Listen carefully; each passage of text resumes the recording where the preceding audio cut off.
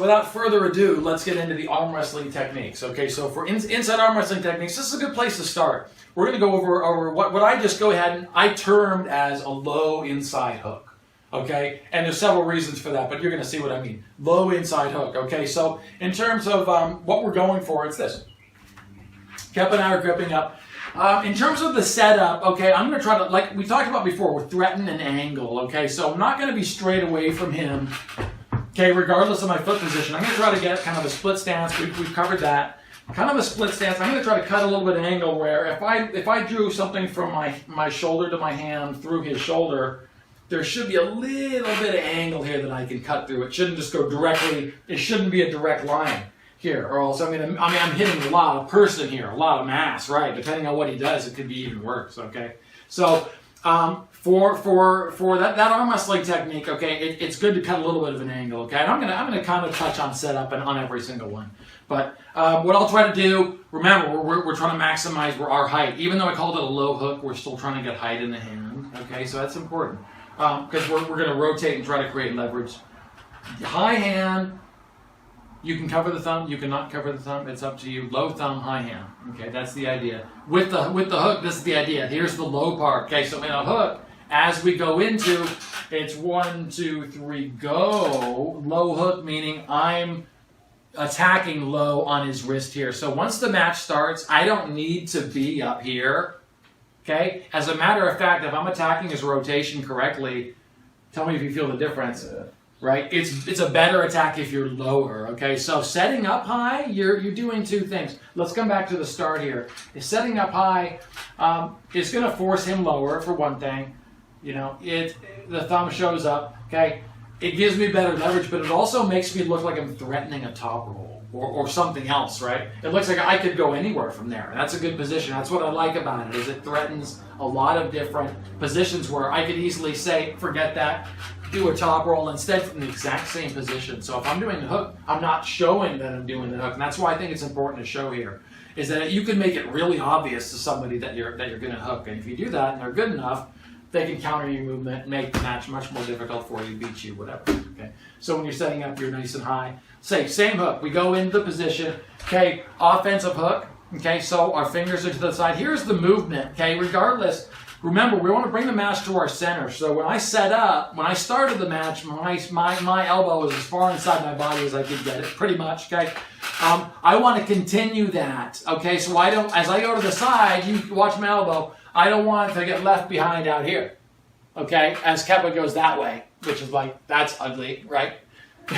So if I start inside my body, remember, that's how I'm generating the torque that's going to create that torque against his rotation with this move, okay? So we're here. I'm setting up pretty high, okay? The ref will get us set. Okay, when we attack, it's 1, 2, 3, go. I want to get the fingers in an offensive position, stay tight to the peg, okay? I'm not pushing.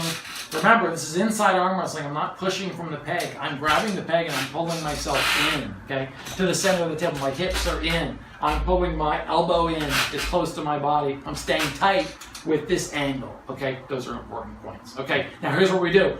Now, we hold here. As we go down, I'm changing levels, okay? So I'm trying to hold everything else consistent finger position, okay? And then level change down, bam, okay? And remember, if I stand back up, my elbow should be right where I left it, right? So it shouldn't be like wham out here and you stand back up and your elbow's way back here. Hey, if you win, it's great. I'm just saying that's important. It's an important point for creating torque with this move, okay? So if we start again from the beginning, Kep and I set up, and I'll show you from the other side in just a minute, okay? I get a pretty low thumb, I should say, high hand angle, okay? High hand angle, high as possible. So I'm threatening multiple angles, okay? I'm getting a little bit of I'm coming to the side a little bit. I want to threaten an angle, even if my shoulder is going to get squared by the ref. Okay, I want to threaten an angle. Okay, as we hook, bam, we hit the hook here. Okay, I'm going to hold that position. I'm going to stay tight to the table. Okay, and I'm going to continue that rotation down by changing levels. And so the pressure that I'm creating is sweeping pressure this way. And this is an important thing to see, I think, especially when you're understanding the hook. I'm just driving him this way. So what's happening with his body, I'm just going to go real easy. What's happening is he can't go. His body doesn't. It's maxed out in rotation here. Okay, and that's the only reason this arm wrestling technique works. This is why his arm is going down. It's like an Aikido move or something like that. Actually, what it is almost like a joint lock. Okay, I'm forcing his hand into a position where his rotator could be damaged. Okay, if he resists it. Like if I put enough force down there, it's going to tear something, and his body knows that. So the reason we're in that hook, if it's a winning hook, okay, the reason it's winning is because I'm putting enough force, okay, so that it overcomes that small muscle. And that's why it's a good attack, is because we're attacking a small muscle. Even if you're a big, strong guy, most people don't spend their whole life doing pronation exercises, right? They're generally weak there, okay? Even if they're strong everywhere else, even if they beat everyone else. It's a good place to attack. So that's why a low inside hook, regardless of all the other movements, is a great offensive weapon. Okay, so low inside hook from the other side. Okay, here's how it's going to look. Okay, so same kind of setup. I want to go through the setup. I'm not going to go into every single technique, like, ad nauseum about every hook that we do. But this is something I want to cover from the beginning. This is important stuff when you're setting up. It's very important for your outcome of the match to think about every single detail that goes into setting up, from your hands to your fingers to your position, because every inch, every millimeter change that you have in your setup increases your chances of being able to achieve the move, not only the win that you want, but achieve the move that you're going for. Okay, so it's worth considering. Okay, so I'm coming up to the table, high angle, low thumb, high angle, low thumb, high angle. How about our gripping? I got a low thumb. I'm trying to get way up high. Okay, and we got to get a fair start. So I'm just going to inch my thumb up. Okay, if the ref makes me move it a little bit, okay, he might have to readjust. Okay, but I'm as high as I can be and still have my thumb legal, okay? I'm coming up over the top with my thumbs, double tap. Okay, I'm in a high position, high angle as possible. I'm going to get as much radial flexion as the ref's going to let me get away with, okay? I'm going to bring the elbow as close to the front. I got my arm inside my body. Now, that's the most important thing. If you don't, reset. Get up. You can still hold your grip, okay? Get that arm inside. Threaten an angle, okay? Bring your arm in, get a little angle. That's going to make you maybe shift your balance a little bit. Get yourself balanced to where you feel like if he attacks, you can hold, okay? You're going to get a nice thing. You're going to threaten an angle, okay? And then on the go, this is just to demonstrate the technique. On the go, okay, we would hook, bam. We're hitting the side, okay? And then once again, it's inside, a nice inside low hook. So that the angle can be low. We're attacking low. We're attacking low, okay? We're not attacking up here anymore. Like with a high top roll, we're attacking here, up high. We're attacking low. So once we're hooked, regardless of that starting position, bam, once we're hooked, the fingers can slide down or glide down or come down a little bit lower. We're attacking low. Staying close to the table, you're pulling in, okay? And you're just letting everything rotate, attacking that rotation.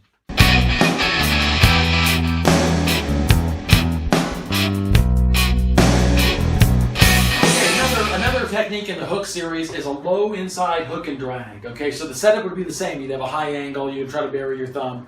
You're going to come up and get a low hook. Okay, so we would do the same thing. Kep and I are here. Okay, I'm not going to go through all the setup process again. Same thing, you want to have a high angle, elbows tight to the front of the pad, okay? You're going to get the same hook, low hook, same position with the finger peg, okay? This position, not turned over, you're not pushing away, you're pulling your body to here. Your elbow's in the center, all that's the same, low hook. So we're hooked in low, okay? So I'm attacking his pronation if I did the last technique. That's maximum to the side, inside shoulder, an inside hook. I was coming down and attacking his rotation. Now, if I want to start attacking his bicep a little bit, I can do an inside hook and drag. And dragging, as you've heard a little before in this video, is key and essential to being great at any arm wrestling technique, let alone hooking, of course. Okay, so here's what we do. Inside hook and drag, we're here. We start the same, we get the same hook, bam. I'm in the same position with my arm. Same position with my body. I'm tight. I'm in close. My elbow's close to the center of my body. That's all good. Okay, the drag's this. I'm still creating a little bit of pressure down. Okay, I can still change levels. Okay, but he's too strong. Okay, I got to do it he's stopping me. I got to extend him more, okay? So I could stop there and then drag, okay? So by starting my elbow at the front of the pad like I did, remember, here's the advantage. If we're hooking, okay? We hook, bam. We're okay. I start to drive to the side. He stops. He's cold. Bam. I can't go any further. I'm like maxed, right? Even though I'm trying. I got to drag. Okay, so by dragging, boom, I'm pulling my elbow towards my body, dragging it on the pad, and then I re-engage, come down, change levels again, and the move is much more effective, right? Much more power being brought to bear. So you can attack both those things together. Remember, in sequence, just like I just showed you. We can do it one more time. Just like I just showed you. Remember, the arms inside the body. As we're attacking, we're in that low hook. Okay, if you start to drive to the side, he stops you cold. Okay, you can come back to center. Okay, you don't have to stay down here trying. Okay, if your arm starts to get out of position, he starts driving this way.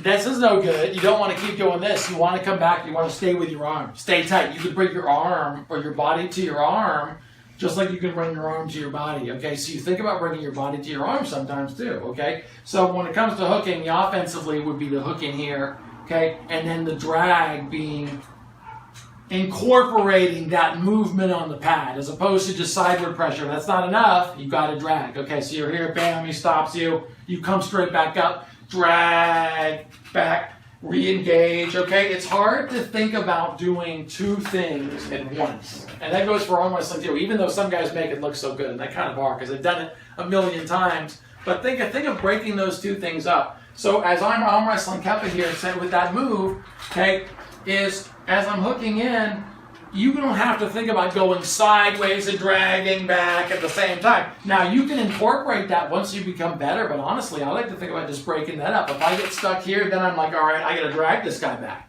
I come back up. I focus on extending him as much as possible. Once I get as good as I can, I try to maintain that hand position, come back in, re-engage, come down, get a nice inside position. The mistake would be this, right? If I hooked in, okay, he stops me, okay, stops me on the side. I try to drag outside, okay?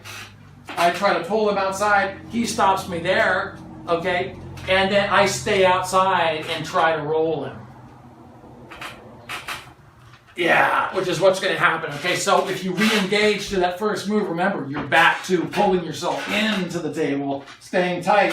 If you drag outside, your body's not necessarily separating, but you might get a little of this to open. Because I'm trying to open him up here, you might open up yourself. Okay, as nice as I'd like to say you're going to stay tight here, okay, that's not going to happen. If you're going against somebody who's really strong, you're going to get a little opening up, okay? That's going to happen. That's fine, okay? You want to maintain as much angle as you can, okay? And then incorporate that drag back, okay? And I'm going to show you kind of a further, kind of a more, not obscure, I'm going to call it more of a rare version of that and more of an extreme version of that. Okay, before I show you that next technique, I wanted to show you the low inside hook and drag from the other side. I promised you everyone from the other side. Okay, so we're here. We're in the same position. We're hooked. Okay, we're going to set up our body. I'm going to threaten an angle. I got a high hand position. I'm going to bury my thumb. At least when I say that, I mean just have your thumb as low as you can get it. Okay, it's got to be up there. You can't keep it buried. Okay.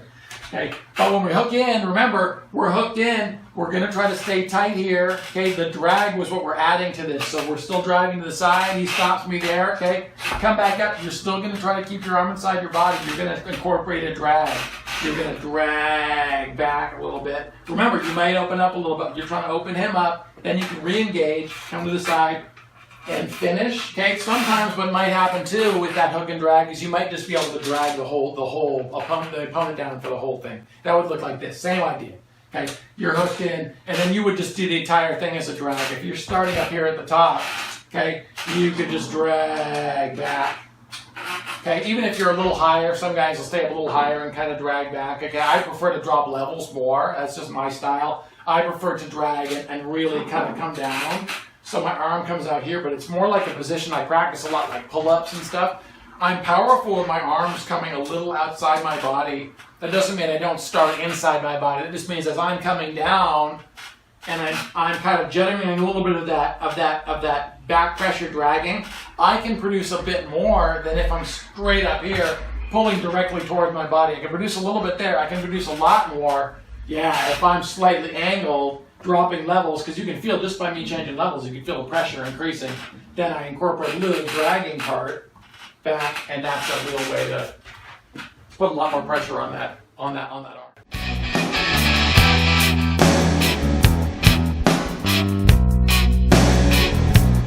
now I want to kind of show you kind of a more extreme version of that same move. Inside hook and drag. Now I wanted to show you the same thing. A hook with more of an outside dragging style. Okay, and this is what this looks like. This is one of those things where you're breaking away from textbook arm wrestling, which is just keep everything tight with powerful arm wrestling. Okay, I found you can produce a lot of force and a lot of power by breaking away from some of those rules a little bit, and especially when it comes to hooking. And this is what I mean. This is our move. So we're in the same position. Okay, we do our hook. I got a nice hand position. Arms inside my body. That's all the same. Remember all the rules I talked about for hooking. That goes for all of your hooking. Okay. There's going to be differences between high hooks and low hooks. I'll talk about those, but that's not a big deal, okay? So same thing, high hand position. Okay, so the difference with this technique, an outside drag, is I'm going to do the same. I'm going to hook inside, bam. I'm going to stay tight here, so I'm going to try to maximize his rotation. I want to get into an offensive hook position. That's a vital key. So if we start... and we start like that, I can't go into my move anywhere near as effectively, okay? So it's better if I can get a little bit of a good start. But the point is this, you're trying to shoot for getting your fingers in a nice sideway position. Here's the outside drag. The inside drag was when you're staying connected, okay? And you're changing levels, but you're dragging, staying connected to the table. I'm still pulling to my center. Nice, tight, inside hook and drag. Now, if you want to drag outside, you can actually produce a lot of power in that position. We're here, we hook the same way.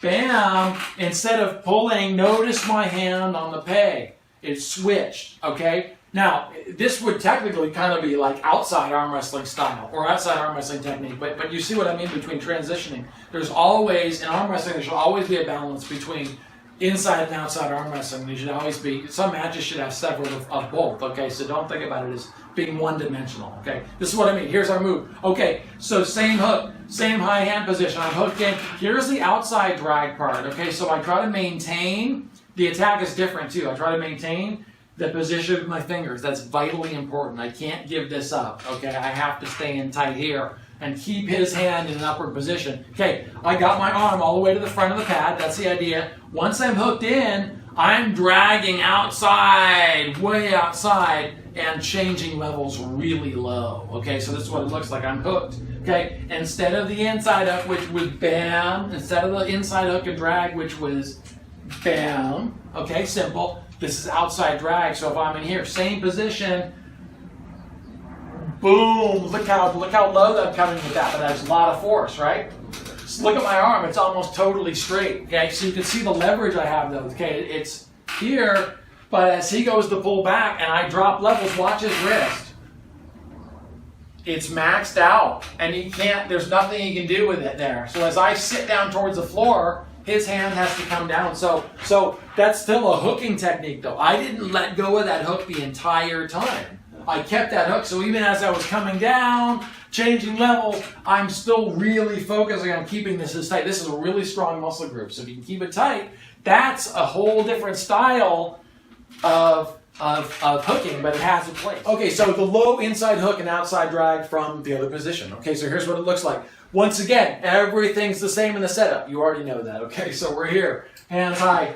We're setting up, like I said, most important thing with your elbow, since we're dragging, you have to have it at the front of the pad, okay? The front left is my favorite on this particular technique, okay? Because it gives you the most leeway.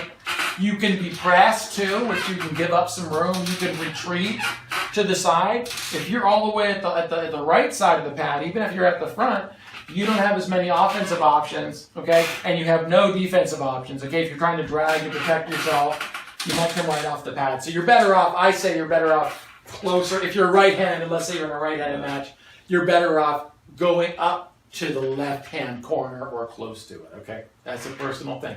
Okay, so we're there. Anyway, high angle. This is that low inside hook and outside drag from the other position. So once again, we're threatening an angle. Once we get our hook, bam, okay, we're maintaining at all costs this hand position, this wrist position. If everything else, I've lost everything else, I don't care. I have to maintain this. Without the wrist position, this movement is useless, okay? So I keep that. No matter what, I'm going 100% on my wrist flexor right now. So I'm flexing as hard as I can. I'm trying to maintain. If he gets out of this and starts to roll out, and I'm down here, do you think I have any chance of winning? No. So it's vitally important I keep my hook, okay? But if I have strong wrist flexors, I can keep them in there and put more and more pressure as they go down. So once again, we're hooking. It's a low hook, and what I mean by that is I'm not trying to generate force up high and hook high. That's the next thing we're going to cover, okay?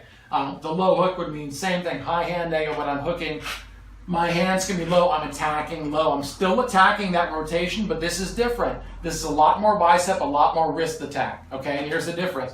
Same setup, but instead of pulling inside, which is attacking his rotator, instead of just dragging inside, which is attacking rotator bicep combination, okay, I'm dragging outside, which is actually putting stress against his wrist. It maxes it here and puts a ton of stress against the bicep. A little bit on the shoulder too. Here's what it looks like. So same position, dragging from the other side. I'm creating those forces by dragging and then sitting down on my butt cheek until his hand comes below the pin pad. Okay, and when I sit back up, when I stand back up, notice how my arms comes right back to where the starting position should have been. Okay, that's vitally important. It's like bam. Even if it looks a little funky, we're right back to where we were. So I hope that makes sense in terms of outside drag.